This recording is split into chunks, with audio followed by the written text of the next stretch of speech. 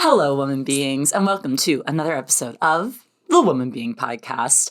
I'm Emma, and I am joined here today, of course, as always, with the incredible Kelly Ann. Hello, so glad to be here. So glad to have you here. Thank you, Emma. You're welcome, Kelly Ann.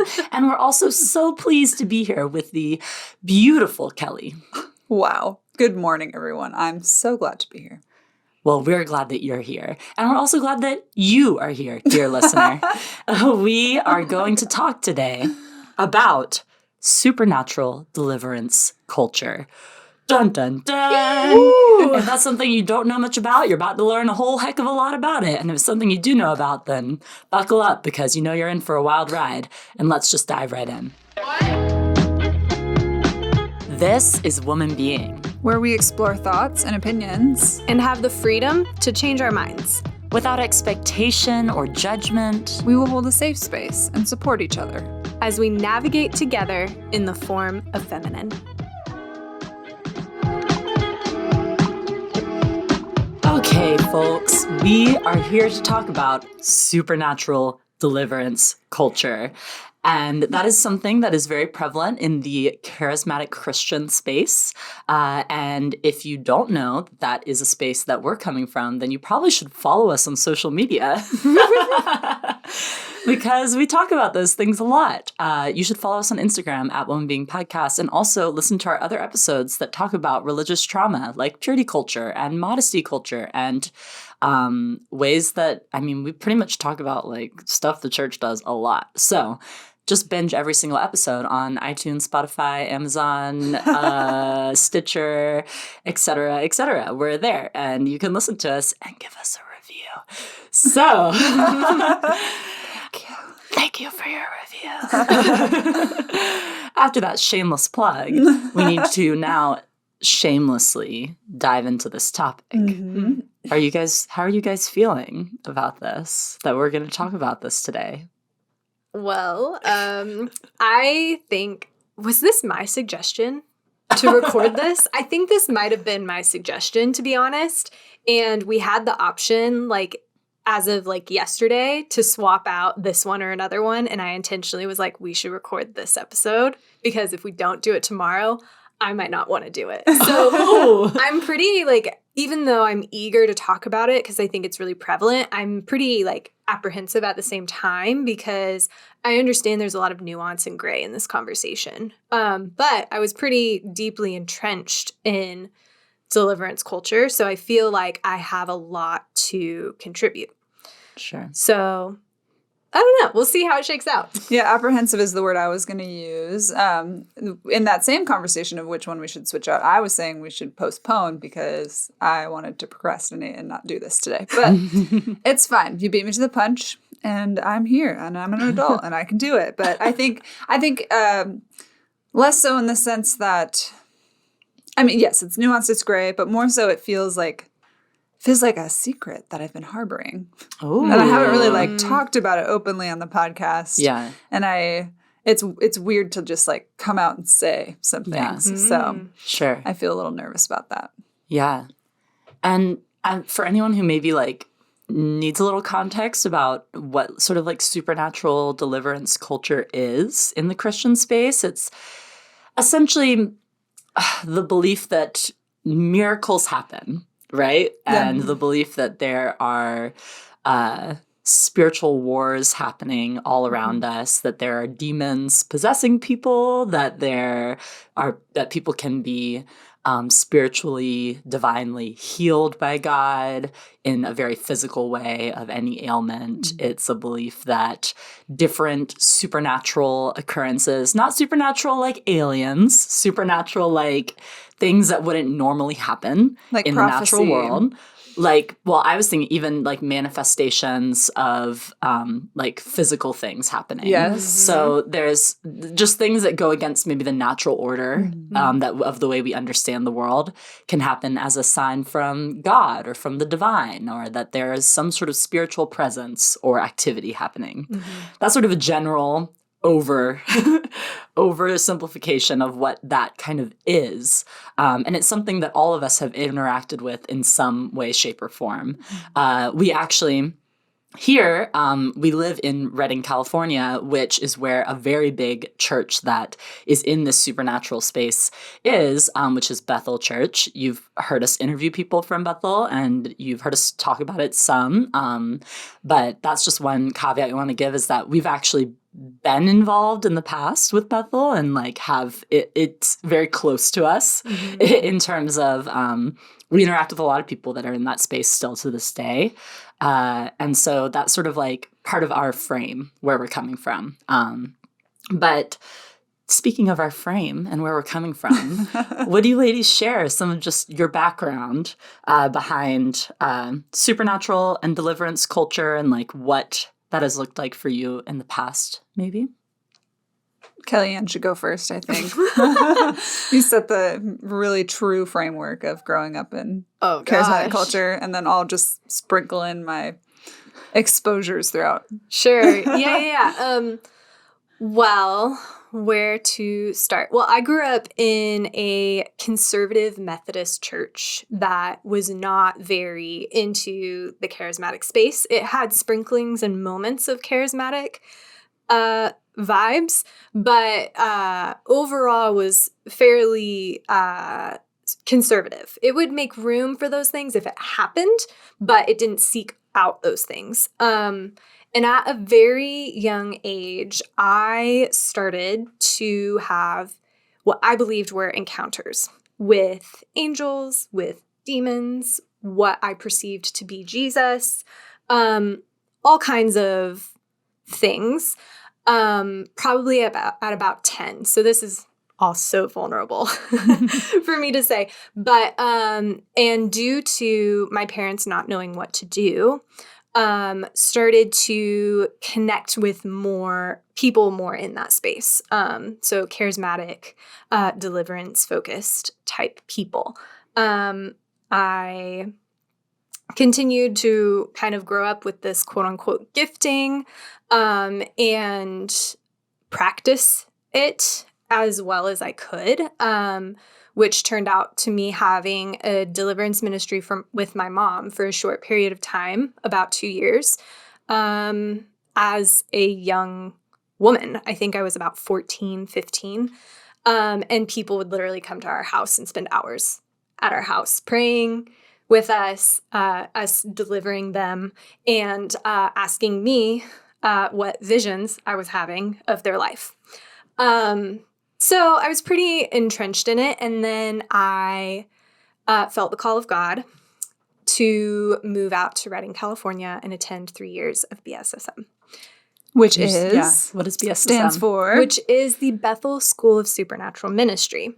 Which context is like one of, not if the school on like supernatural ministry. I would say Bethel, especially in America and even like in a lot of the world, is kind of a charismatic culture mecca. Yeah, it really is. I was going to the place to do the thing. And I was going to become this wonderful, amazing person in ministry, woman in ministry, because I felt very passionately that women were underrepresented, and then go do whatever. Honestly, I was like, let's move to Africa. Let's do whatever, the thing, right?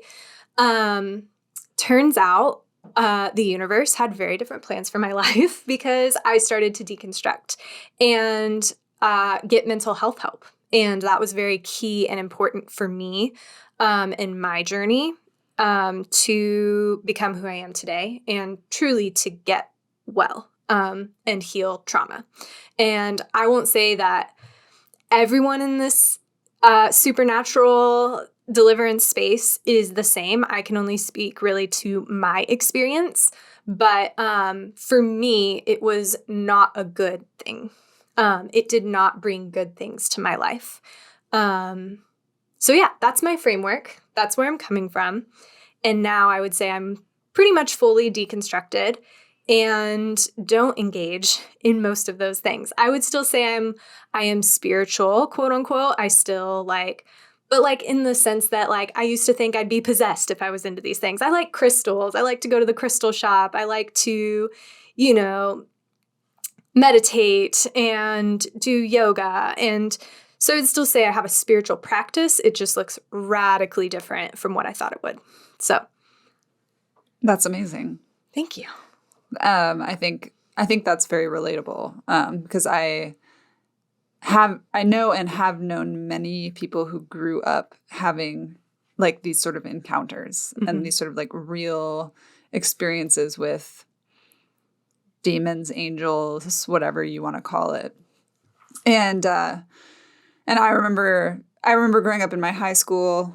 I was, well, maybe not even high school. Maybe I should start earlier. I've been exposed to several different denominations within the Christian world. I started off in an Episcopalian space, little Episcopalian space. It's a mouthful.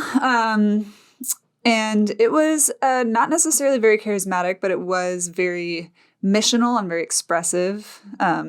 As opposed to like some denominations are a lot more sort of stoic and intellectual in their faith. This one was more emotional than your average liturgical Episcopalian church. We moved into, we actually attended a conservative Methodist semi-charismatic church as well. And that was where we were exposed to people who were in the circles that Bethel's in. It wasn't necessarily specific direct access to Bethel, but there's all sorts of conferences and churches and things like, I guess, gatherings of people or denominations around the U.S. that sort of are in that sort of Pentecostal miracles are real sort of space. And we attended these kind of open to, but not really churches in my hometown.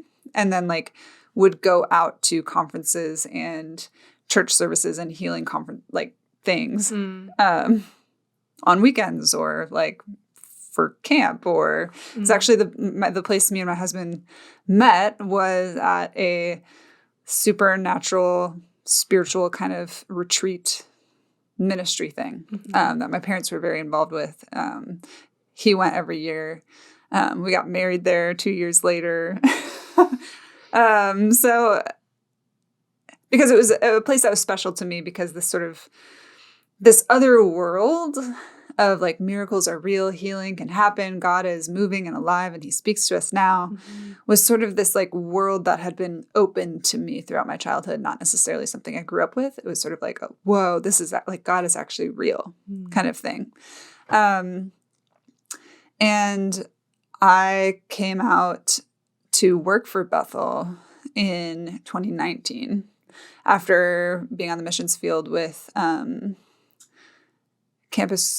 formerly Campus Crusade for Christ, I think is the most commonly known name, but now called Cru, which was interdenominational. There was a mixture of people who were open to the supernatural and not, and very much not. And so I kind of was exposed to like a more theological and intellectually challenging space where I sort of had to find reasoning behind my beliefs that women could be pastors or like all sorts of things like women could be pastors or God heals today or God even can speak to us outside of the scriptures or all sorts of things. So that was kind of my precursor to arriving here in Reading. And I don't know. I think I'm not denying maybe the realness of some of my experiences.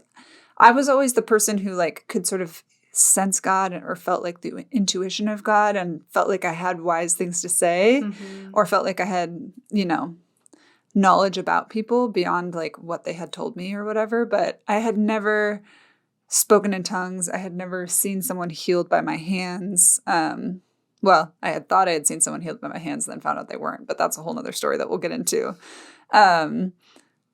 But I heard all these testimonies around me all the time of like, oh my gosh, I had stage 4 cancer and now I'm free. Or I had schizophrenia and now I'm delivered. Or I was this, severe drug addict and now I'm not. And God turned my life around in a second. And so, and I believed, I really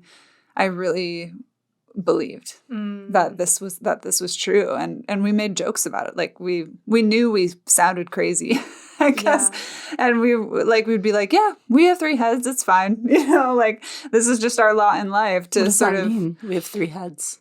Just in terms of like we are a bizarre breed, like Gotcha. We live outside the norm of even like kind of normal evangelical Christianity. And that was very celebrated. Yes. And very like coveted. Like you're the special one that stands out. Yes. It's like we have sort of like almost unlocked this secret about God that other denominations have rejected or haven't discovered yet. And we look weird and crazy, but at least we're communing with God, or maybe interesting, or maybe God himself is a little weird and crazy too. I don't know. Yeah. So that was kind of my experience. Definitely a lot of interesting, weird, unexplainable experiences throughout my life. Yeah, I mean, for me, I am probably the least. I've been the least involved in charismatic culture of the 3 of us. I became a Christian in like a pretty Baptist environment, which Baptists don't really affirm the idea of like a supernatural world in the same way. At least Southern Baptists often don't. And there's the affirmation that like, sure, God can do things, but it doesn't like really happen. It's like theoretical in a lot of ways for my experience in that. And Which, then I was just saying, ironically, the conference that my family and I attended where Ross and I met was Baptist. So denominations can take a lot. They really can. They really can. And it's interesting too, because I attended a Methodist church for a little while that had no supernatural anything at all. And you guys had like experiences with supernatural inklings in Methodist churches. And so, a denomination really doesn't mean a ton. But I actually wound up like, as I got older and went to college and was exposed for the first time to like the idea of real like supernatural ministry, or like God doing miracles that you can like essentially ask for, or things like that. As that was introduced to me, I started to like move my theology in that direction. I remember I had a friend that I made who like essentially tried to like evangelize to me and like get me to be baptized in the Spirit, which was a concept that I had never heard of before. We had never even, I was like, I don't understand what you mean. I've already been baptized. I already am a Christian. Why do I need to be baptized in the Spirit? I think you're wrong. Like that was basically what I told him. Yeah. And the idea of like being baptized in the Spirit is essentially to say that you now have received this like Holy Spirit anointing that allows you to like facilitate these miracles and facilitate like speaking with God in this way that's like another level, etc., like type of thing. I've never believed in that, but that idea was introduced to me, and it had me like start contemplating that. I wound up switching churches in college because the church I went to didn't believe in like the active working of like the fruits of the Spirit or whatever, like the active that you can prophesy, that you can heal people, that you can receive words of knowledge, all those kinds of things. And I wanted more of that, but never really went to a church that was super charismatic, aside from Bethel, which wound up going to later on. But I also wound up being a missionary for a year, and you see lots of wild things when you are a missionary. That's for sure. I was in an interdenominational ministry, similar to how Crew is interdenominational. So I had people who were traveling on the mission field with me who were Mennonite or Catholic, and also people who were Pentecostal, charismatic. And so we had a wide range of theology that was represented, and I saw a lot of things happen that were very supernatural, that were very, I don't know, woo-woo, wooey type of things. but not to the extent actually of a lot of the stuff that you guys have talked about, for sure. So for me, my exposure sort of looked like that. It had been a very gradual progression towards more charismatic theology. And then I came and also worked at Bethel and was exposed to it a bit more, but I feel like I got like a touch and then I was out. So it was very brief to me. And there were so many things that I had never heard of that was happening at Bethel until I came here. And I was like, wait, what? And also, what's the point? Like, that was my question a lot of the time, was like, why is this a thing? For example, I remember I went to the doctor here when I, like, within a couple months, I was really sick. I had a bad cough. And I went to an urgent care and told the doctor that I worked at Bethel. He was just asking me, like, what do you do? I said that I worked there. And he goes, oh, have you seen the gold dust? And I was like, the what? I don't know what you're talking. Like, this doctor wasn't even a Christian, I don't think. Like, or at least he didn't attend Bethel. He had just heard about this. And he was like, oh, I heard that they see gold dust there sometimes, like falling from the ceiling while they're in church. And I was like, no.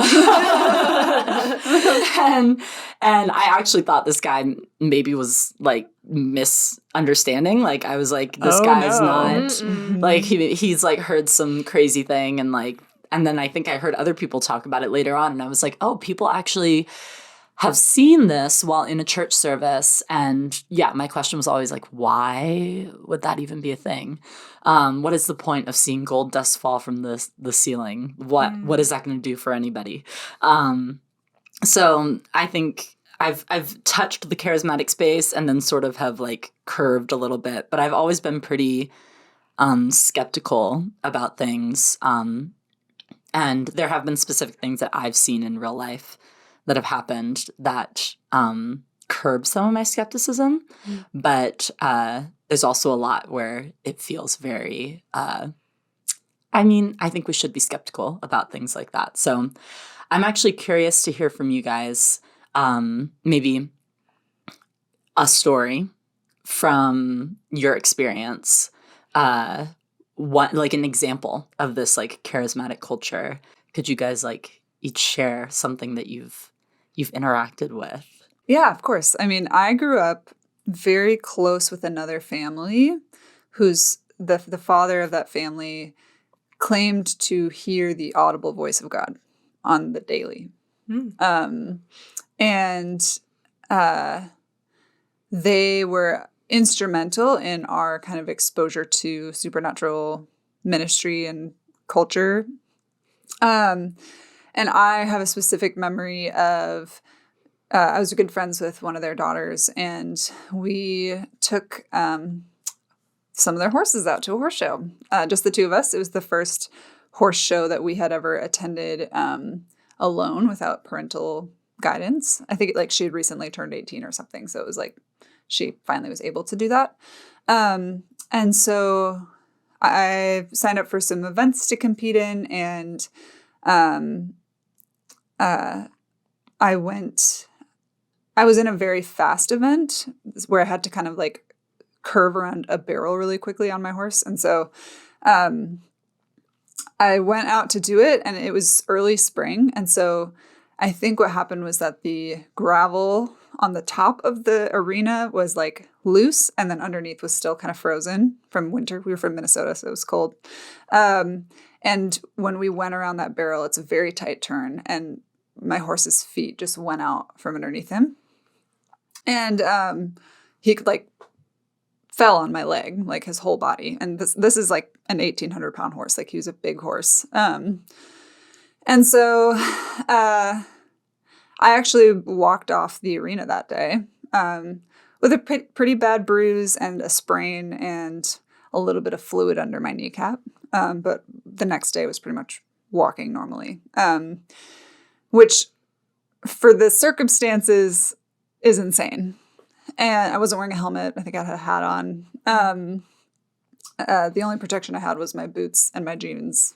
Wow. And myself, So when we got back that sort of night, I guess, we like immediately left and drove the horses back and whatever. My friend's mom was waiting there for us, and my mom was waiting there for us because, we had called them and told them what happened. And my friend's mom said that like around the same time that I was in this event, that she had felt this sudden word from God that she needed to pray for me. And like God said to her, you need to pray for Kelly right now. And so she like did. And when we got back, just the fact that I pretty much walked away from all of that unharmed was sort of our sign that like, wow, God had like, you know, used angels to protect me, or like something had kept 1,800 pounds of crushing weight from breaking my leg, I guess, or giving me a really bad concussion, or like any number of things could have happened. And the horse was fine and everything was like really fine. So that's one of many kind of stories that I have growing up that sort of felt unexplainable and like it must have been God. But I've always held that, I guess, closely to myself in terms of what I've always believed and how I've processed a lot of the stuff that I've seen. So I don't know. There's one. Wow.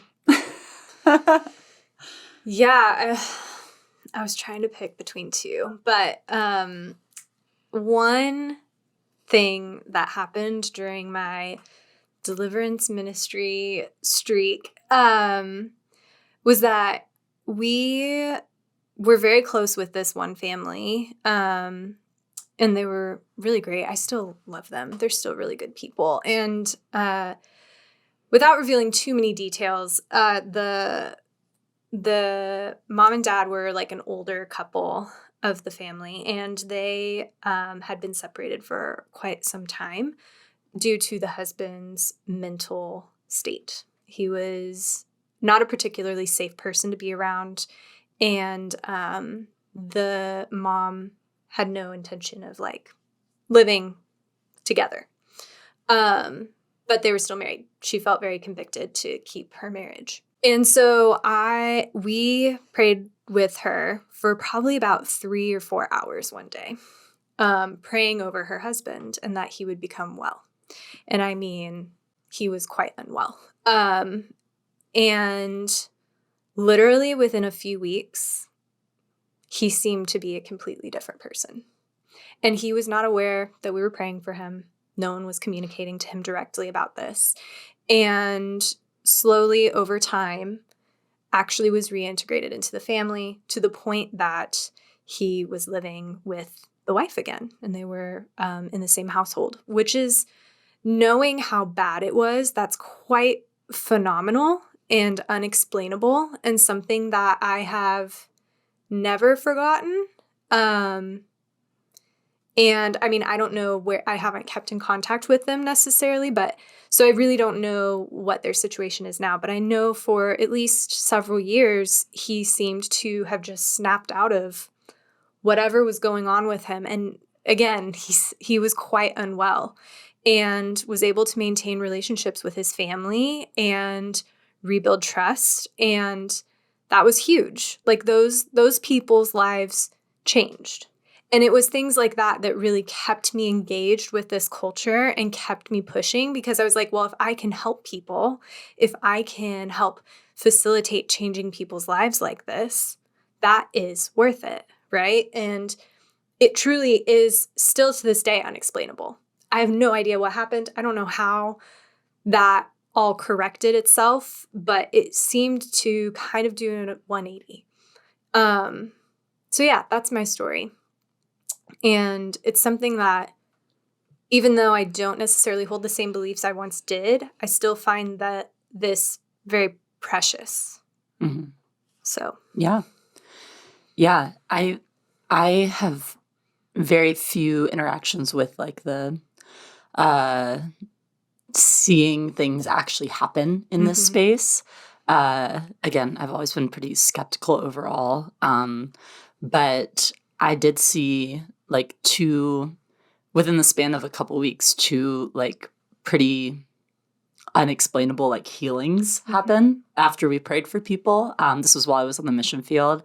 And we had one girl who had lost her sense of smell since she was 13. She was in her 20s at that point. Wow. And she had been in a golf cart accident and lost her sense of smell because of, I guess, the way that her head was hit or whatever. And literally couldn't smell. It was something we had known about her for months. Like, she had told us about how she couldn't smell anything.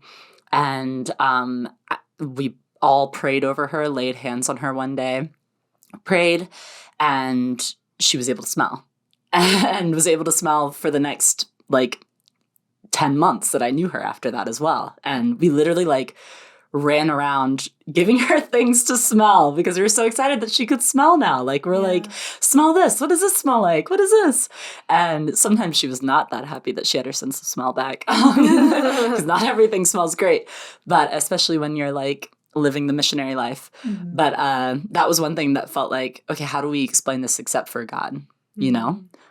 There was another girl within that same period of time who had really severe allergies, where actually the week before she had been put out of ministry work for a whole week because she had had such a bad reaction to accidentally eating some soy. And she was sick. She was allergic to, like, soy, very lactose intolerant, allergic to nuts, gluten intolerant, like a lot of intolerances and allergies. And she would get very sick. And we prayed over her. And she was able to eat all those things for the next year that I knew her. And I'm pretty sure still actually eats all of those things and is able to eat these things. And it's like, well, how do you explain that? Except for the fact that we prayed over this person and then this happened. And so those were, like, times that I saw that were very, like, tangible of these things happening. But those have been very few and far between. And so it's definitely interesting to mull those over now. But I'm curious, speaking of, like, times that we've seen these things happen, have there been instances where you guys have seen or heard about this practice being abused? Unfortunately, the eye rolls across the crowd. If there's a church or if there's a group of people or if there's an institution that believes something, there will inevitably be ways in which it is abused, I think. So I guess to answer your question, yes, but also, like, keeping in mind that, like, this happens everywhere in all sorts of situations. I think maybe in some ways the stakes could be raised a little bit because we're really talking about sort of, like, very heightened emotional experiences. Like, we're talking about people, like, foregoing cancer treatment to get prayed for instead. Like, we're talking about like, people's, like, literal lives and health being put on the line. And if God doesn't answer, then, like, what do we do next, kind of thing? But I mean, again, that is not specifically, I think, a fault necessarily of charismatic culture in particular, but I think just the human experience will always lead to unhealthy situations. So that's my caveat.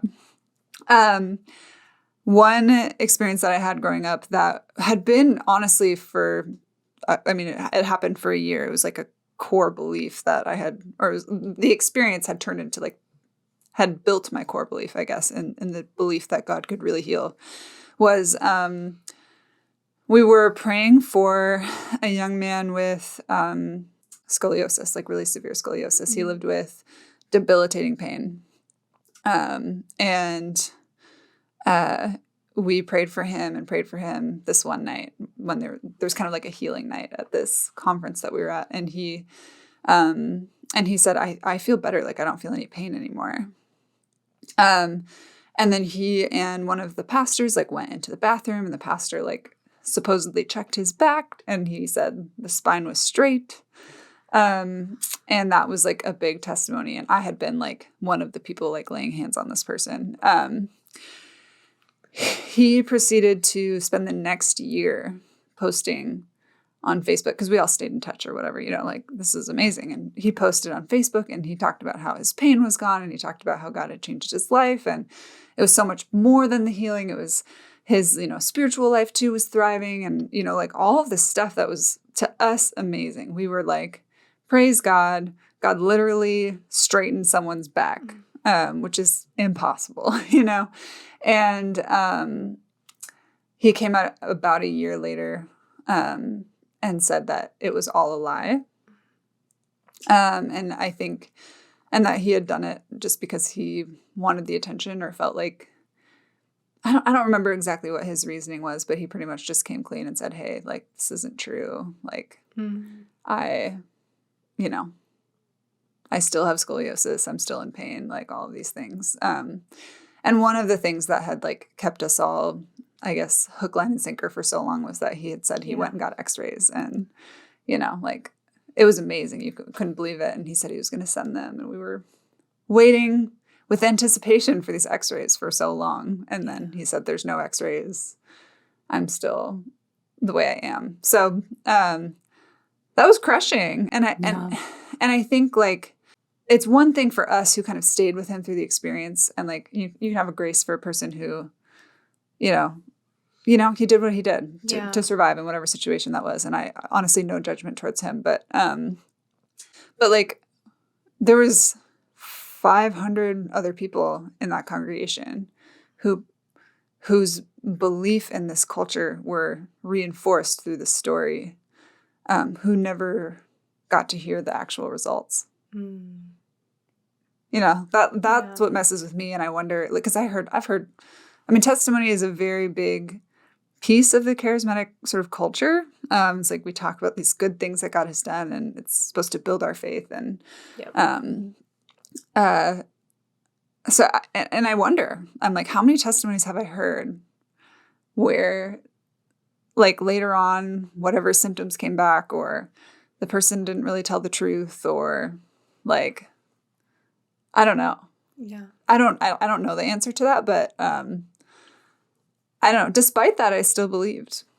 I kind of just, I wrote him off as an anomaly and moved on. Yeah. But yeah, that was I don't know if that maybe even abuse isn't the right word for that, but it's how something like that can be misconstrued or well, I immediately hyperbolized. I just think of that pastor that checked his back and then reinforced that narrative that, yeah, his back is straight.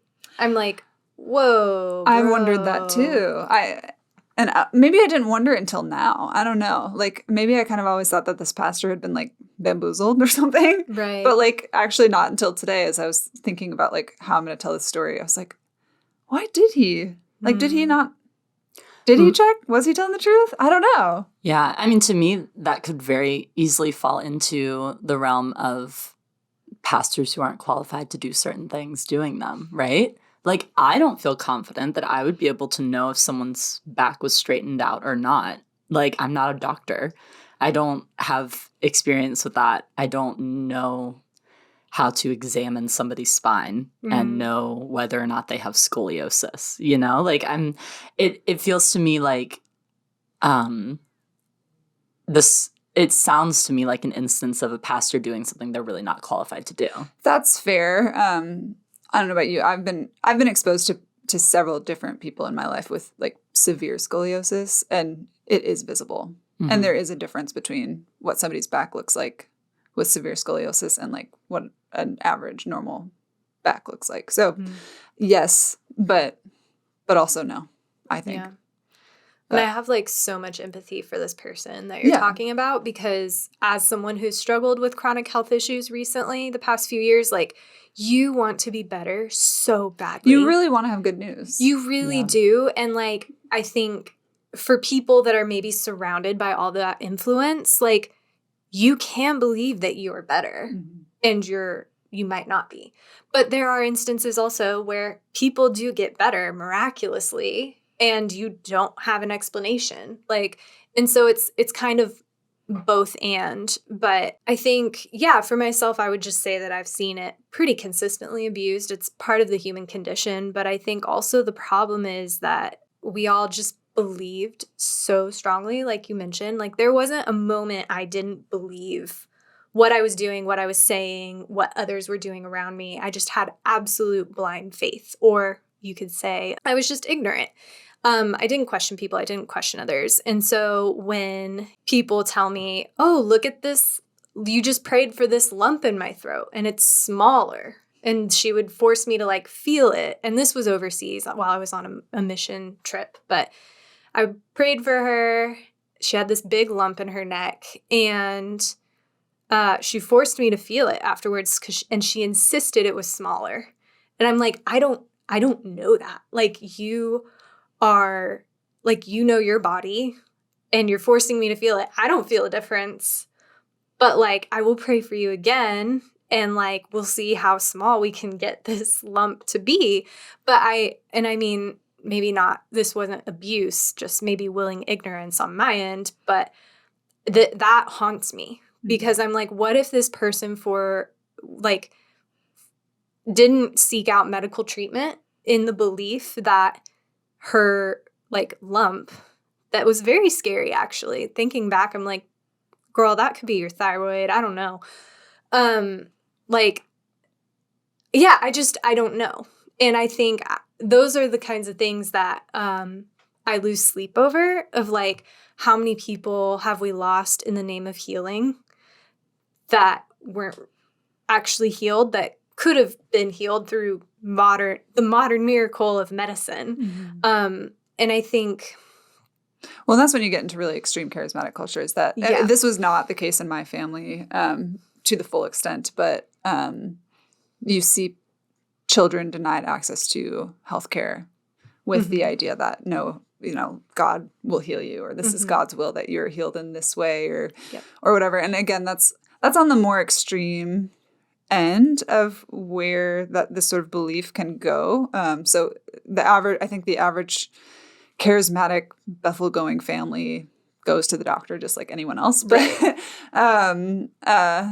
but there are some that don't. Yeah. And that to me is an abuse. Yeah, absolutely. Well, and I think as well, like, the way that this culture in general can handle children can be very dangerous. Just even coming from my own upbringing, it was like, oh, you're special, you have a gift. All these adults coming to me, asking me questions, asking me to pray for them, asking for a word from God, all these things.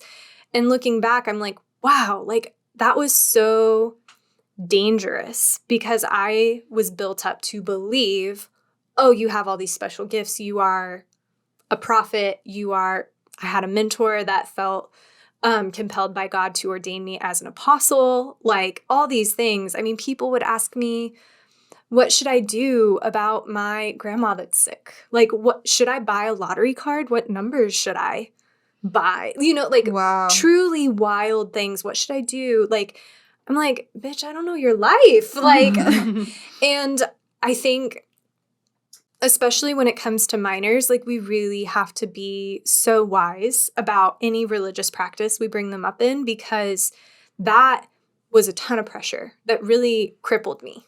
And I didn't know how to tell people no. I felt like I was letting them down, because if I was the special one from God, then how could I tell them no? So that's some of the ways I've seen it abused. Dang, that's a lot of pressure. It was. And then, I think that's why it's been so crushing to deconstruct, because it's like, wow, I was the special one. I was the one that could see what was happening in your life. I was the one that could be like, well, what happened when you were 4? Like, I see this thing happening that really hurt you. Like, I was that weird girl that everyone in church knew, oh, if you really need something, you go talk to this person. So. Well, yeah, and that would be crushing, because we're talking about, like, I have this gift, and then to maybe even discover that there wasn't a gift in the first place at all. You're just an ordinary person. Oh, like, totally. Not just an ordinary person, but you are an ordinary human being. Right. Without, like, this divine, like, I don't know, supernatural call on your life to save the people. Totally. From utter ruin. Like, yeah. No, I felt handpicked. Yes. I was like, I'm the special one that will do the work, therefore I'm going to do the work. Yeah. And yeah, I mean, even the truth is, for me, again, I want to stress this is for me, not necessarily for everyone, but there probably are some people that I was just really mentally unwell. I was going through a lot of trauma that my beautiful brain didn't know how to process. And it literally visualized it in the form of literally a savior and angels and demons. And that was true for me. Like, and years later, getting mental health help has changed that narrative drastically for me. Wow. And so I can't stress the importance of your mental health in all situations. So Yeah, I mean, you're already diving into it some, but what has that looked like for you guys, deconstructing and breaking down what you believe as you've had these experiences, you've had this background? Yeah. I mean, for me, honestly, I don't think supernatural culture, like, as crazy and weird and whatever as it is. Like, we're talking, like, people, like, falling over, like, because they've, like, fainted in, like, an experience with the Lord or whatever. Like weird, like, people Speaking a spiritual language. yelling in the middle of a service, or, like, shaking uncontrollably, just, like, in worship. Like weird, odd, bizarre kind of experiences. But again, I mean, like, we talk about, like, the practice of moving trauma out of your body. Like, shaking is a body's very natural response to doing that. So maybe it's that. Like, I don't know. Like, it could be any number of things that, like, people are experiencing in their spiritual practice, which that is what it is. Like Kelly said, it's not my experience, but it is. But it's something that I've witnessed. But as bizarre as all of that is, as bizarre as, like, exorcising demons from my house as a child, you know, like, things like that. I honestly, what caused me to deconstruct was not all of that. It was actually caused by, I think, the lack of consistency I saw with the people in the church and what they preached and what they did.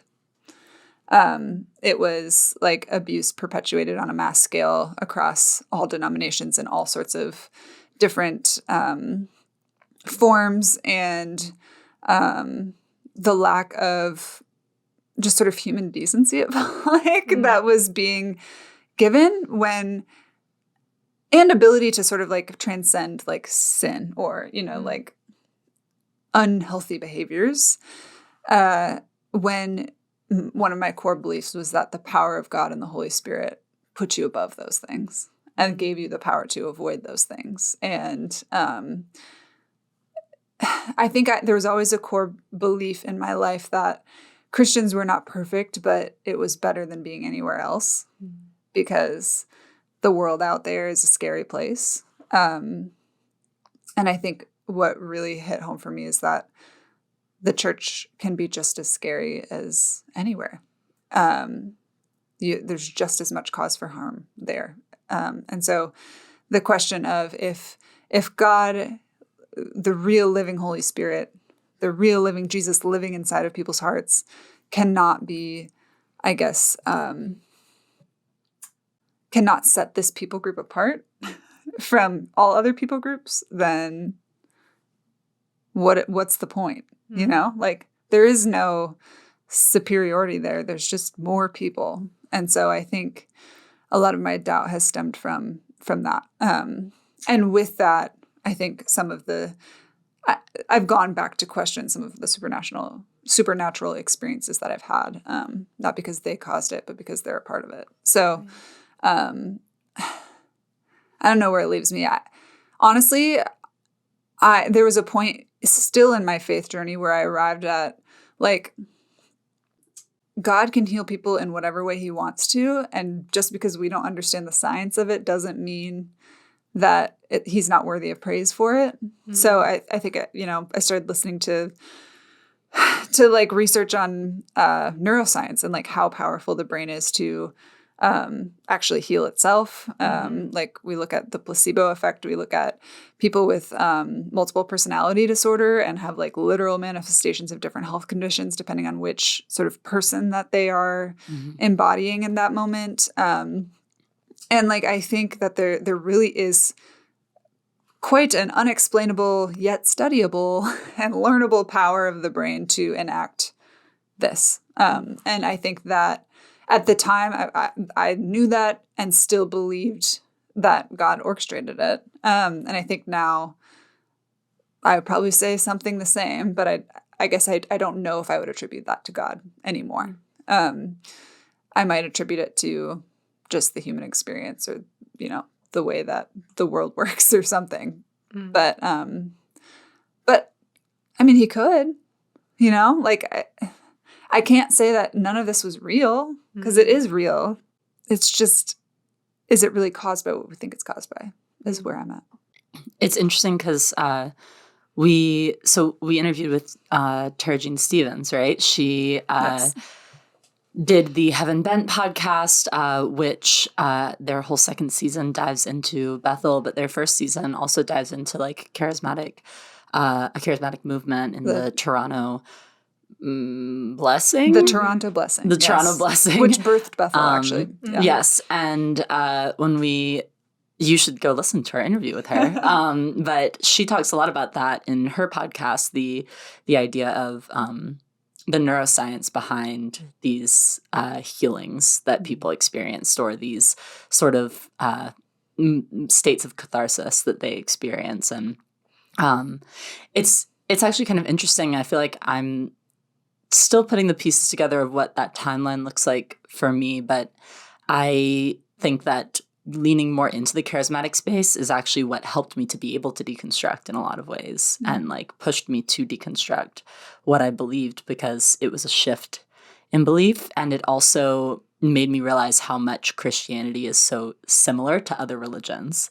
So like there's so many other religions that also practice this idea of healing or of a spiritual world.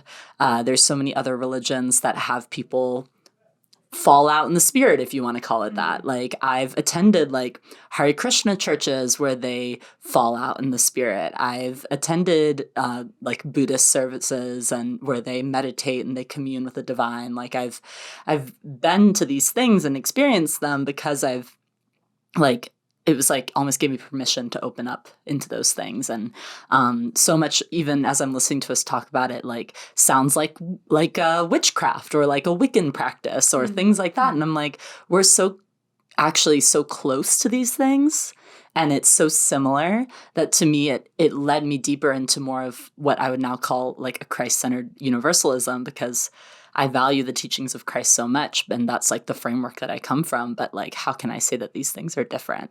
And the thing is that yes, like there's so many ways you can study. Your brain can heal your body, and there's ways that you can think about it that go back to like, well, if your brain was made by the divine, if your brain was made by God, is that not God healing you just the same and just through this avenue? Or in my mind, all things are divine. So if everything is divine, then that is also a divine thing that's happening. But also things like, falling out and like having these very emotional worship experiences or speaking in tongues in this spiritual language, like those things are also like huge stress relievers for people. Like that is a way for people to release trauma. That's a way for people to like, people have more like quote unquote secular practices of this where they have movement practices and all these things. And it's like, we're doing those same things, but there's also been at times, I think a lot of pressure put onto them as well in the Christian space that I've experienced. Like I've experienced like being pressured to like speak in tongues because that is a manifestation of having the Holy Spirit that you should express. And I never felt super inclined to do that, or felt a purpose behind doing that, or felt that was something that was helpful. I think that, vocalizing could be helpful in terms of, again, you're releasing endorphins from your body and you're allowing yourself to release inhibitions. And that can like set off some chemical sensors in your brain that might be helpful to you. But at the same time, there is a lot of that pressure on to do it, which goes back to that abuse piece, is like to me, the biggest abuses that I've seen is when the pressure is put on that this must happen. I was really thankful because when I was dealing with a lot of health issues, I did have people pray over me, but every time that it didn't work, I didn't have people pressure me beyond that, and it didn't work a lot of times. And that was discouraging, but also like there's a lot of theology that people say that is like, oh, well, if you're not being healed, if miracles aren't happening through you, then you don't have enough faith, or then there's something wrong with you. There's some hidden sin in your life. There's something that's inhibiting you because you're flawed. God's not flawed. Mm-hmm. You are. And and that is where I think that delves into that toxic realm more and more. Yep. Yeah, no, absolutely. And then that's where I would come in and tell you about what happened when you were 5 and get that demon out of your life. Thank you. So that you could be healed. Oh, but I like my demon. well, and What if you I should wanna keep that him? demon. I do want to caveat with that with as far as Bethel is concerned, the official teaching is not that faith has anything to do with God's will to heal. That God is always wanting to heal everybody, and things beyond our knowledge prevent people from receiving that. So I do want to Bethel's credit, they pray for healing because with the belief that God always wants to heal, not with the belief that it is by faith necessarily or by the power of it. Yeah. And I'm glad that I didn't receive that teaching. Like I heard about it, but I heard about it in the context of churches that were like, yeah, but we don't believe that. Although I had hardly any charismatic experiences at Bethel. So it was sure. And there's a lot of people probably within the Bethel space or in different spaces that have all sorts of different interpretations of that. But I mean, that's a huge question that we haven't necessarily touched on yet, is like the people that don't get healed. Yeah. You know, like the people that, like I had a friend also with scoliosis, who she prayed for and saw other people sort of experience this sort of supernatural healing. And she again and again prayed and prayed. She lived with chronic pain and never received healing, and eventually got surgery. And that felt like, I think, maybe a failure. It felt like God didn't love her or, you know, was putting her last. And I know that was a huge struggle for her, and understandably so, you know, like that's such a mind fuck to be the person that goes into the service and watches everybody else have a transcendent experience and like isn't included to the party, you know? Absolutely. And I would also credit Bill Johnson actually with this, that he does claim that a medical miracle is still a miracle. And so I think that is, for that environment specifically, I'm glad that he does teach that. Even though necessarily there's a whole different culture within the students and the congregation and the locals and whatever that kind of can happen. But yeah, I think there's so much benefit still, even though I don't practice it necessarily, there's so much benefit still to like things like corporate worship or speaking in tongues or falling out in the spirit, quote unquote. Like there are good things that can come from that, and valuable things that I experienced from that. I think the hard thing for me in deconstructing has been reconciling that there were really good things that happened too. Even though there were a lot of really painful, really hard things.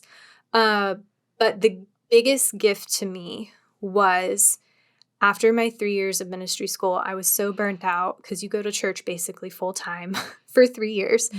And it was a lot. And I was really over it and tired. And I felt like I actually wasn't seeing what I came there to see or experiencing what I came there to experience. And I got a job at Victoria's Secret. And I got to love and serve people in a way that had nothing to do with how I was performing spiritually or praying for them. And I got to watch positive impact on people's lives every day. I got to watch women leave my store feeling beautiful. And that had a serious impact on me when it came to my deconstruction. I'm like, wait a second, this is equally powerful. That I can love these women, make them feel beautiful, tell them, don't apologize to me for coming in the store without putting makeup on. Like, you don't need to apologize to me, just show up. And, you know, moments like that were very important for some of these women. And like, women would come back to the store and be like, oh my gosh, you changed my life. I don't have back pain anymore because my bra fits. Like crazy stuff like that. And I'm like, oh, it's like you healed her. It's like God healed her through a bra, right? Wow. Or like women that had such good experiences, they brought their daughters or their cousins or their nieces back because they wanted to make them feel beautiful too and celebrated as a woman. And that was really special. Seeing good things happen with the space of like, I am not entrenched in this culture right now. I am not surrounded by people that that are playing this weird spiritual like hierarchy game, and seeing the good that can happen from you just being you and falling in love with humanity was really powerful. And then I got mental health help, which again, I will say time and time again, go to therapy. It's so good. And really starting to pull apart what was going on emotionally. And then I got married, and that was huge. For the first time in my life, I actually felt safe. And that kind of fueled my ability to kind of have a little breakdown and realize that some of these things just weren't serving me and they weren't good for me, and I could let them go. And so that's what started my deconstruction journey. And I've continued to ask questions ever since, really. And there's some things that I still probably will never make sense of. And I do think that things happen. And maybe there is, there's the power of the brain, like you mentioned, Kelly, or I think a lot about like just energy, right? Like how that works. Like maybe sometimes the right stars are aligned and I can pray for you and you do get healed. But there's no reason really to that I can see. There's no formula that anyone's been able to replicate. And like maybe it's just a mystery of the universe, and kind of trying to reconcile that. I wanted to go back a little bit about what you said about remembering the good stuff. It's making me emotional because actually, as I've been processing, I've started to think about some of these things, think back on them, and there are good things. And it wasn't until like yesterday or the day before that I felt kind of a twinge of actual sadness that like in some ways, like I'm missing out on some of the things that I used to hold so dear. Like I don't belong there anymore, even in a sense. Yeah. Like I was just talking to someone about them having a small group with like their friends, and they like pray for each other and then, like hang out. Yeah. And I felt kind of this like tinge of like, oh, like I don't have that anymore, or like that's not a part of my life anymore. And people talk about how deconstruction is a grieving process. And I think, well, yes, that's true. I don't know if I've even started grieving, because I feel like so much of my deconstruction experience up until now has just been processing pain and like getting, like accepting and realizing what I've been through, and like getting to a safe place where I'm not being like taken advantage of anymore or manipulated or whatever. And I feel like it's not until now that, like, I think that it, like, that's the first time that I've actually felt sad. Yeah. Or like I'm losing something. Like there's something that once was precious to me that is no longer in my life. And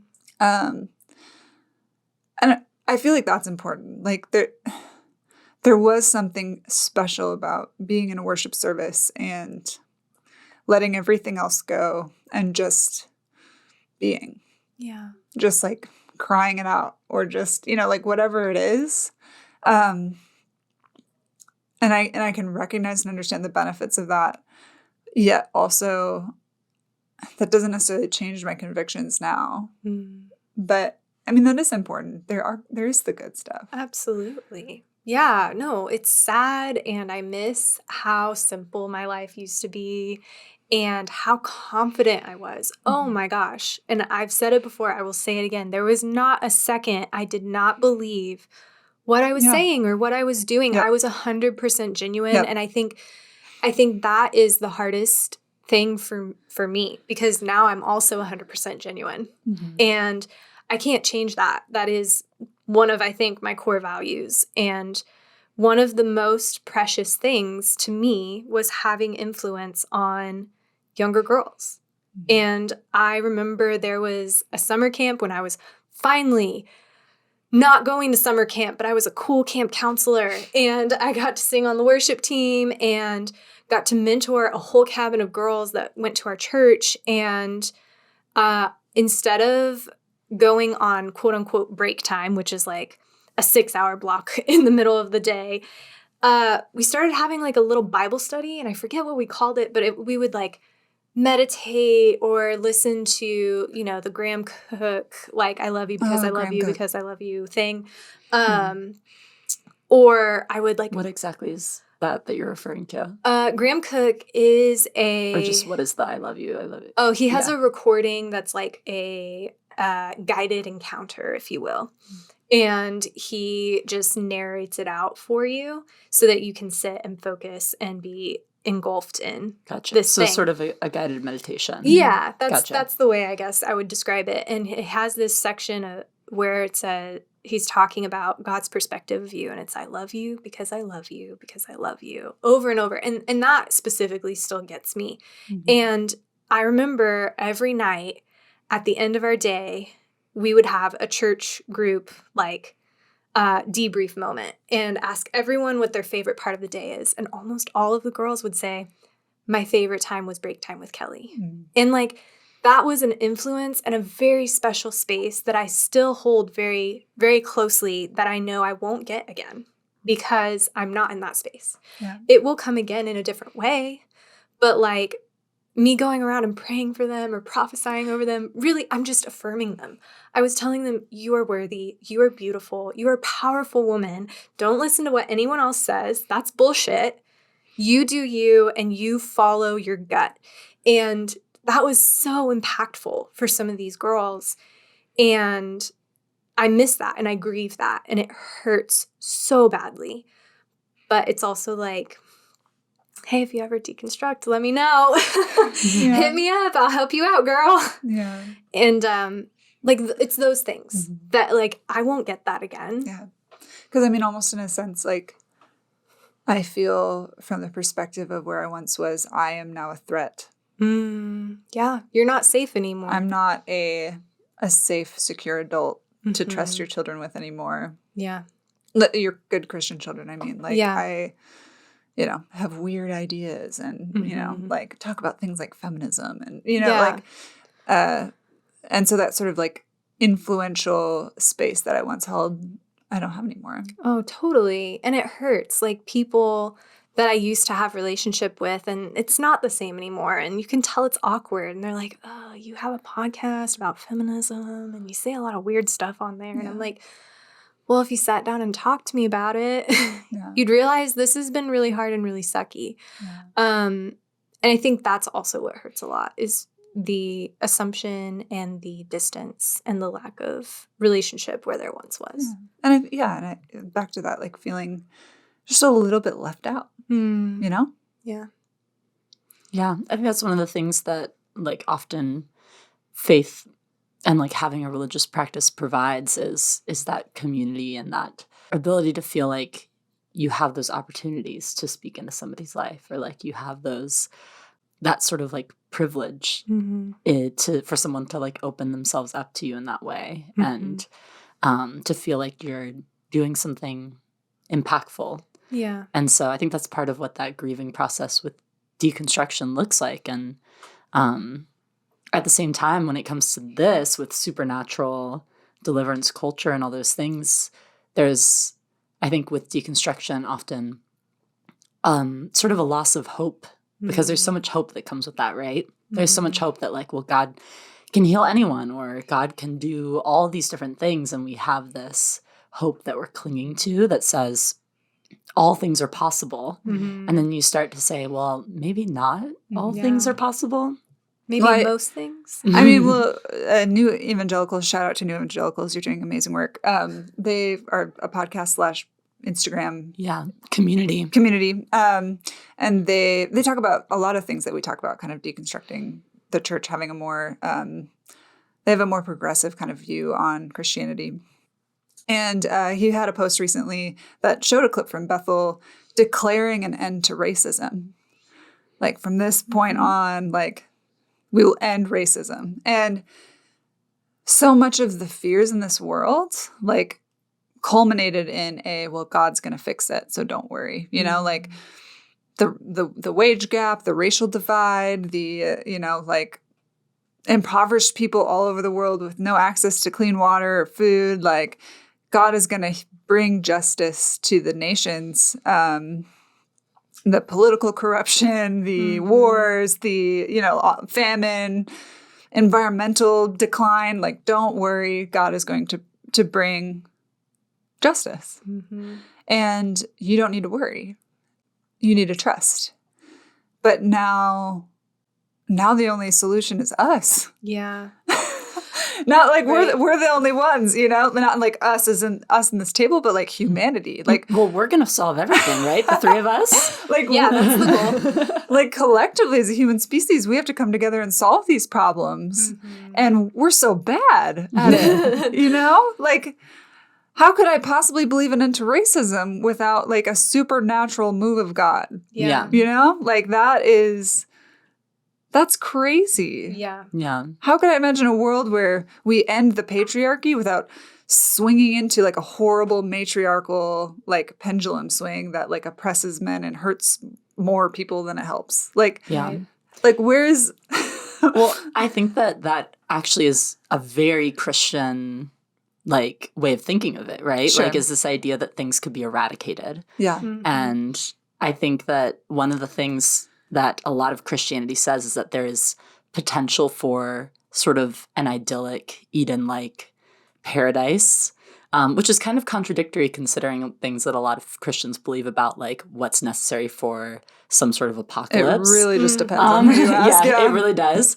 But this idea that we could have true like erasure of types of oppression, I think that's a bit idyllic, right? Like, I think it's a bit naive. And I think that is, there are a lot of Christian thoughts where it's like, we end racism right now, or we are going to eliminate sex trafficking from the world. I hate those things. Yeah. I don't want racism in the world. I don't want sex trafficking in the world. No. I don't want people to be oppressed, in poverty, starving, all these things. But I honestly, like, if you look at the history of the world, I don't think it's possible necessarily to eradicate these things.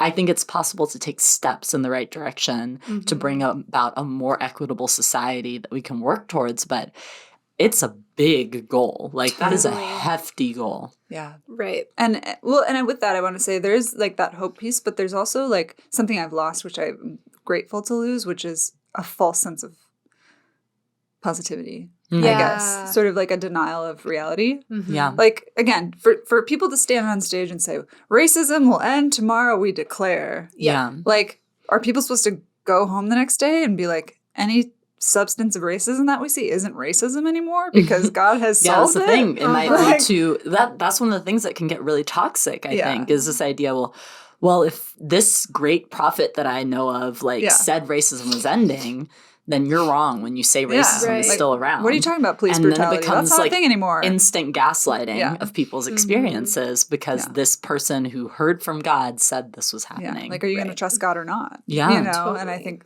that one hits home. Well, I think this is my bone to pick in general with a lot of deliverance culture. And it is, well, I can pray my problems away. I can, and essentially without accountability. Like, I've prayed about it. I've prayed away this demon. I have severed my generational ties with whatever. Alcoholism, whatever. You name it. But there's no accountability. There's no lifestyle change. It's just like, well, I prayed for this, so it should happen. And I'm like, no. If this is truly a relationship, it should require effort on your end. You should have some action steps. Got to do the work, queen. And God's not just going to floof it all together for you. And I think what's very interesting in the parallel of this, it's like, well, God's going to take care of everything. But Christians are also so afraid. Like, I used to be terrified of people. I thought literally if I touched someone, the wrong person, they could give me a demon.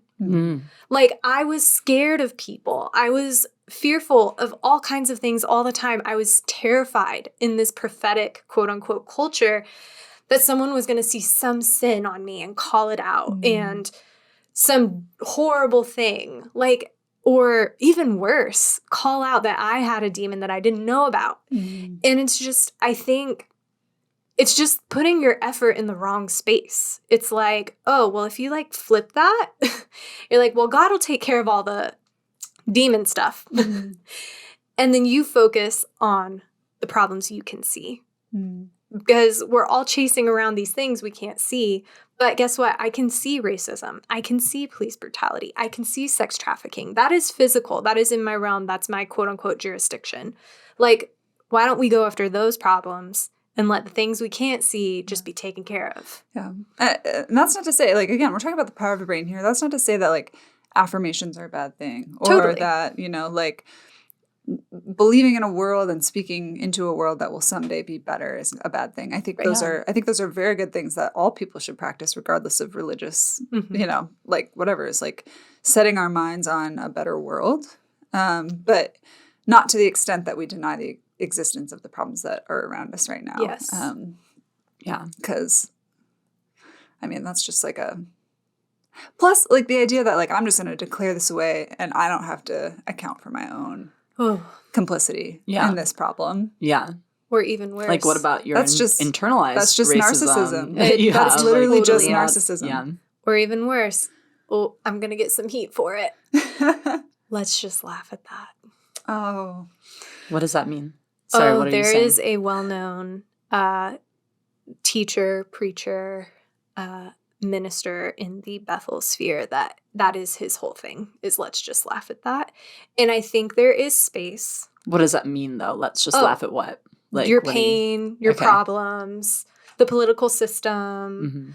And I think there is value to something like that. Like, let's not take it so seriously. But when your answer to everything is let's just laugh at that, I'm like, that always, it makes me very uncomfortable to be like, well, someone's pain is actually really precious and really special and actually doesn't deserve to be laughed at unless it's being initiated by that person and it's not a response of their trauma, right? Like, everyone deserves the opportunity to work through their things. And I think when the answer to a problem is like, let's laugh at the problem, that to me is also like gaslighting. It is manipulative. It is narcissistic. And I'm like, oh, it makes me so uncomfortable. Yeah, for example being, someone has cancer.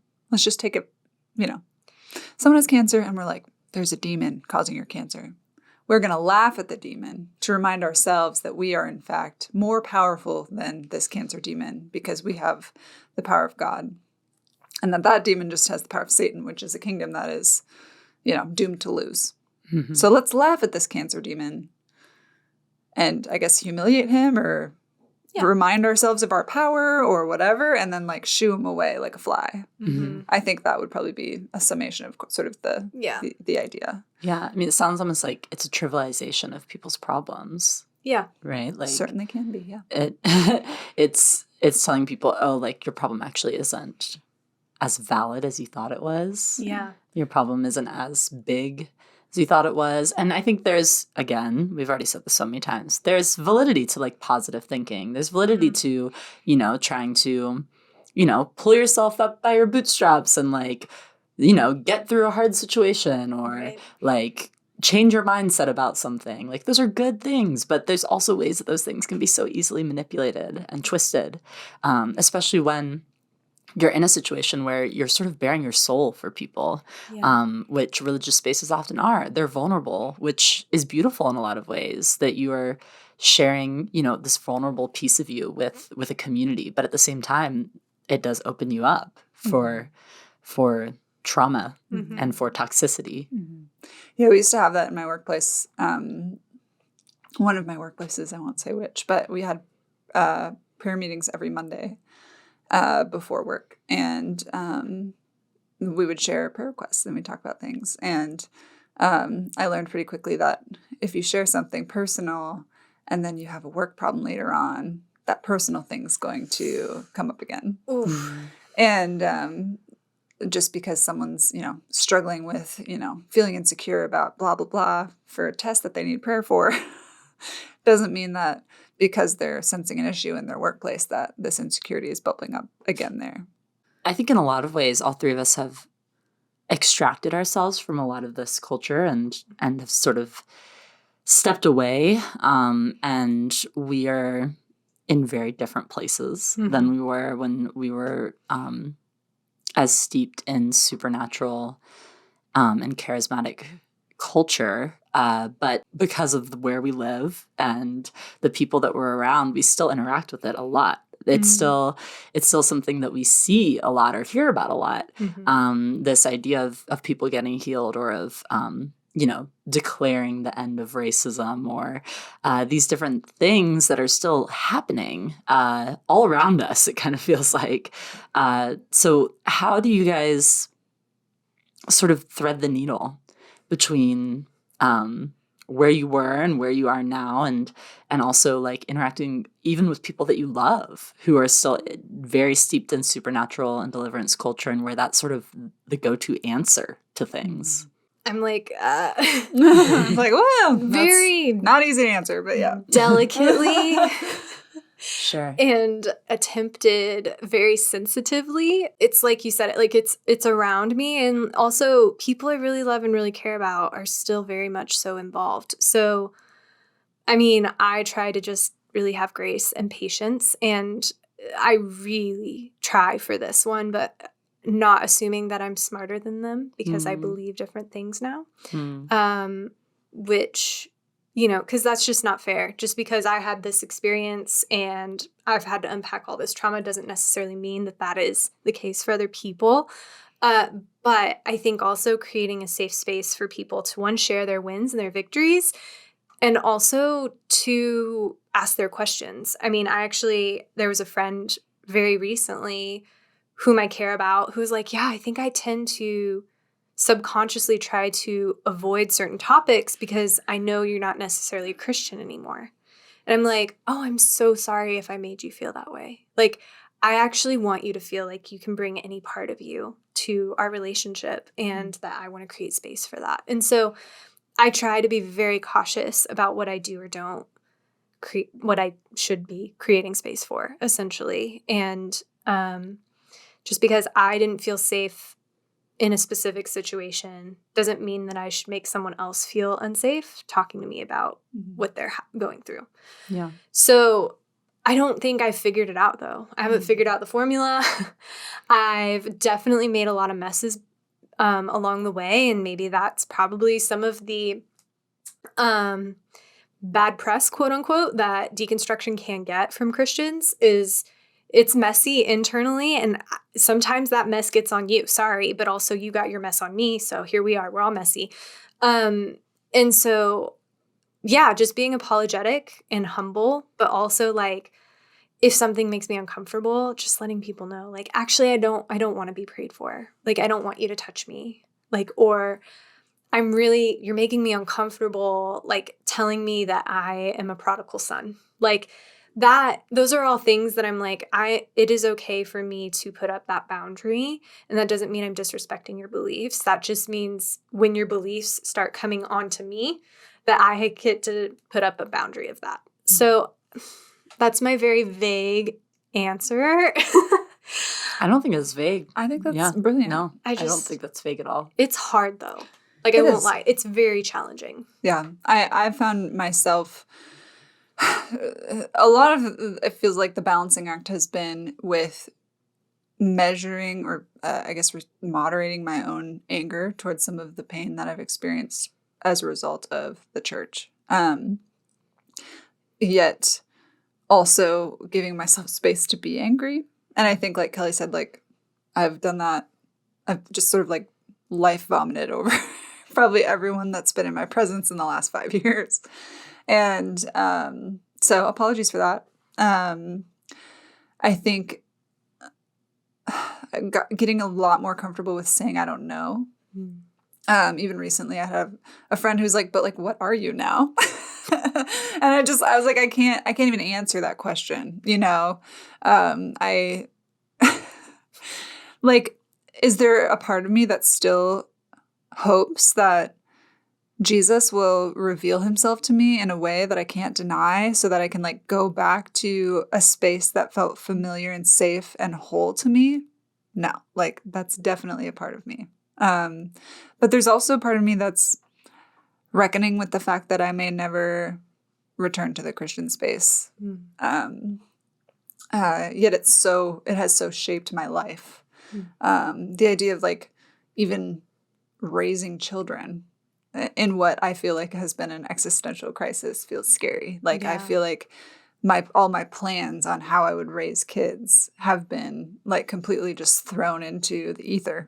Absolutely. I have so many questions about how to even like live my life. Like I once was sort of pulled by a divine sense of purpose into like what I thought was like my destiny. And now it's just me. And if I don't do the work and hit the goals that I want to get, then I won't, like there is no divine thread, like pulling me along into a place, at least that I know of. Right. There could be, I don't know, like sort of like maybe. Yeah. And that's hard, like interacting with like my family, especially in my immediate family. God is the center of everything we talk about. Everything. Like it's always like that's all we talk about. And we talk about other things too, but it's like in the context of like, well, what are you going to do about it? And how are you going to pray about it? And like what's going, like what are your dreams? And it's like it all circulates around this faith. And so trying to avoid those topics is maybe impossible, but trying to maybe change the direction of them or talk about them in a different way has been kind of how I've tried to approach it. And then our community in general is very Christian. And so people I work with, people I play soccer with, people I go to the coffee shop with, like all have a lot of faith influence. And me trying to avoid sarcastic, angry, bitter comments about like the church has been hard, and I've done it, and I felt bad about it because I'm not trying to diminish someone else's belief system. I'm trying to process my own pain, and that shouldn't hurt other people demean other people. And so it's very complicated. Like just this past spring, I sprained my ankle playing soccer, and my whole soccer team offered to pray for me for healing, and I said yes. And they prayed, and nothing happened. And I said thank you, and we moved on. But that's sort of surreal and like weird to be like, I used to be in a space where I would have been the first to jump in, and now I'm here being prayed for, and I understand the sentiment behind it, and so I can accept the kindness that they're trying to give to me, but I also don't have any faith in the like actual execution of it, I guess, anymore. And so there's a lot of balancing, a lot of outbursts, and a lot of apologies, and a lot of learning. So I guess I'm willing to be wrong, and I'm ready for if God wants to step into my life and claim it back, then I guess great. But so far that hasn't happened. But I haven't really put a label on it until very recently. A little shout out to Ravel Pod. A friend from some of the charismatic circles I used to run in has, I think, been on a deconstruction journey of his own and started a podcast with 2 other people who disagree. They're still within the church, but they all talk about stuff. And he, I think at a TikTok, described himself as Christianish and agnostic. And what that means to me is just sort of like Christianish in the sense that a lot of my morals and values sort of still align with kind of the Christian experience. That's what I grew up in, and that's very much my culture. But in terms of like wrestling with the existence of God or the belief in God or, what really this universe is all about, I'm very much on the I don't know. And so it might not stay that way. It probably won't. But at least that's the first time I felt like a label really matched my experience. So that's where I'm at. I think where all of us are at changes all the time. Yeah. And I think the pressure to put a label onto something that's necessary as far as how helpful it feels to you, like whether it feels helpful to have a label or not, like that's totally up to the individual. And I think that for me, when I now interact with especially friends who are not actually in my like physical proximity anymore, so friends who live in other states and I don't see all the time, I now when talking to them, I feel like shocked at the sort of Christianness of them. Because I actually feel like I don't interact with a ton of hyper religious Christianity day to day. I feel like I don't wind up hearing people say things like about God like healing or about God doing all these things like very often on my like everyday life.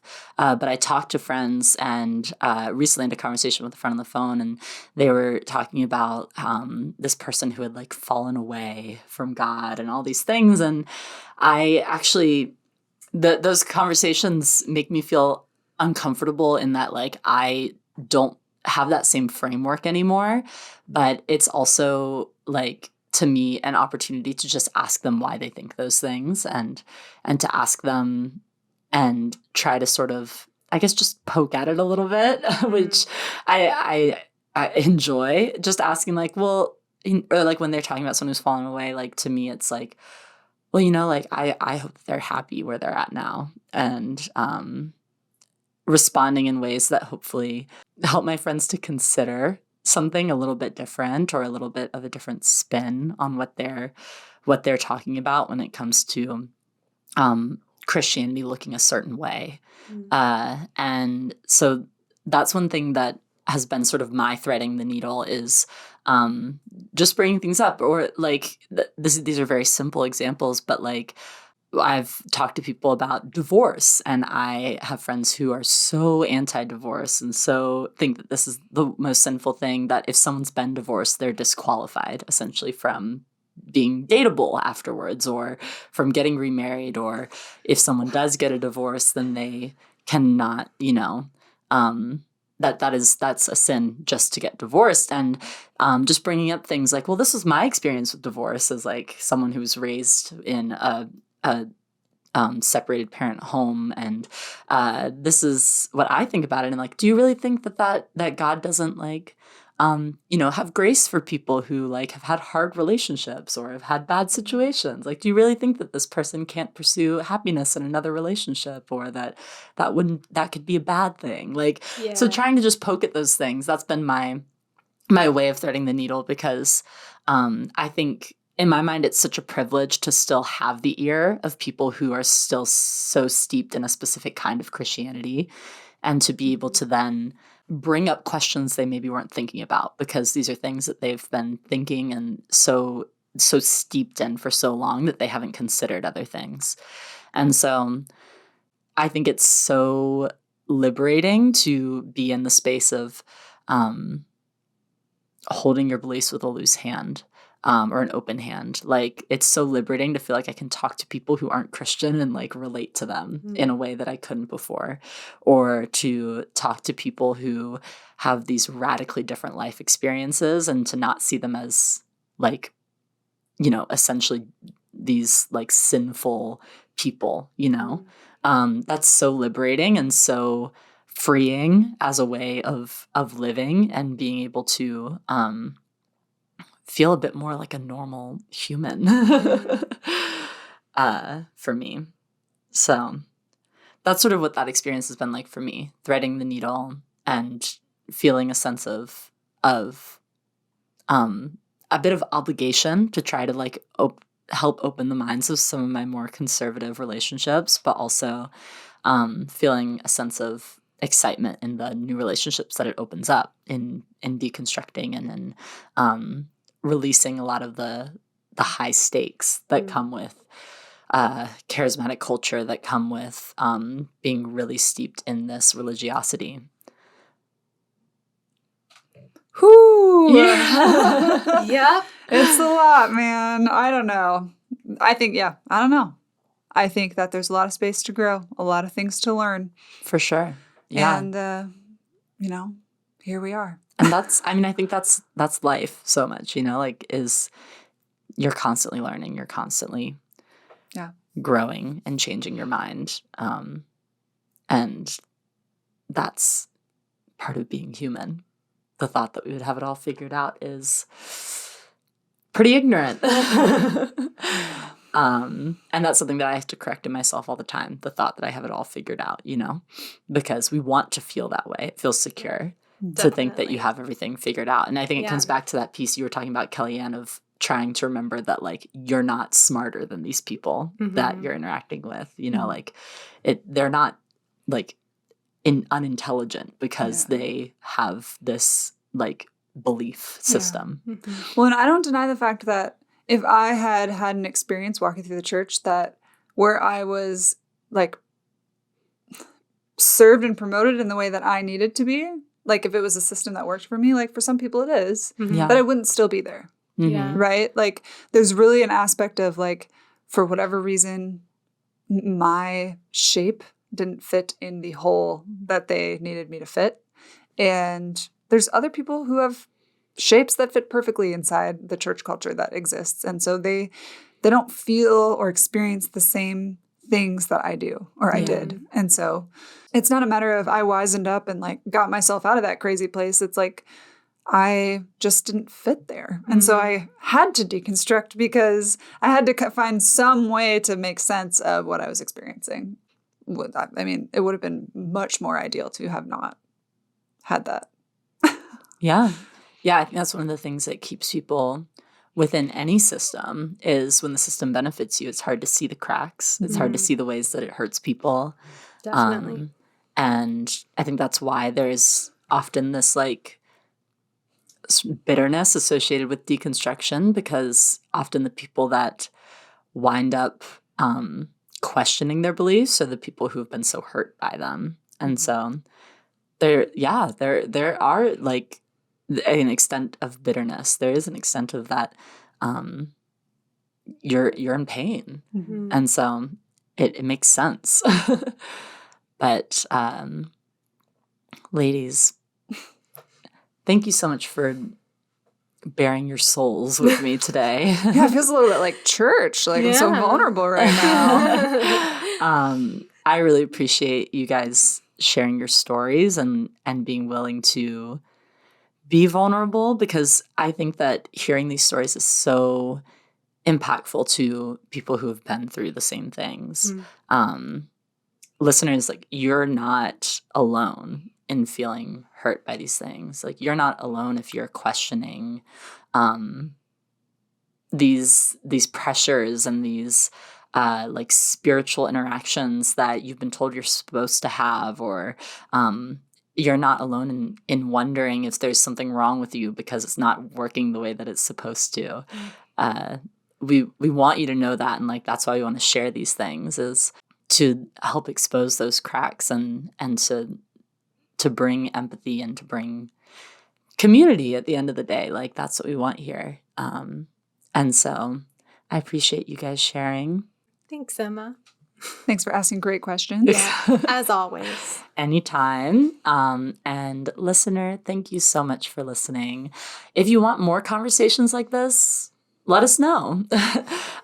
You can talk to us on Instagram and on TikTok, and we are on YouTube, and we are always on our social, and we want to hear from you and, like, get your feedback. We have been doing a lot of polls and different things to hear from what kind of things you want us to cover. So you get to have input into this. We actually do want this to be as interactive as it can be, considering the format of a podcast. And we would, love for us. We would love to hear from you in that way. We also would love to hear from you if you like the podcast by giving us a review. That helps other people find it. That's the whole reason. It's not to, gas up our egos. While it does make us feel good to get a review, it also genuinely helps our podcast to spread to other people's ears and get on other people's radar. And so you giving a review, if it's something that's been helpful or enriching to you to hear, it could also be helpful or enriching to somebody else. So we would really appreciate that. And all that to say, we're going to wrap up this episode and close out.